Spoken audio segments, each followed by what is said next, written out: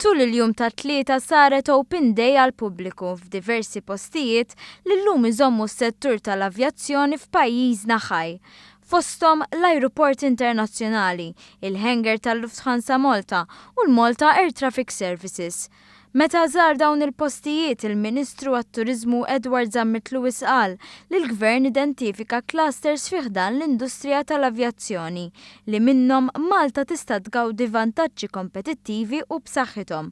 Dan se jwassal biex pajjiżna jibbenefika kemm bħala dħul kif ukoll f'ħolqien ta' iżjed xogħol. Mbagħad għandek l-avjazzjoni mill-aspett kemm regolatorju li tirregola x'qed jiġri fl-ispazju tal-ajru kif ukoll bħala niċċa ekonomika li nistgħu nżidu nistgħu noffru opportunitajiet ta' xogħol aħjar għaż-żgħażagħ tagħna u iktar dħul għal pajjiżna. Il-kap eżekuttiv tal-Lufthansa Malta, Stephen Draves, semma kif mal-istess kumpanija jaħdmu ma' 600 persuna Maltija.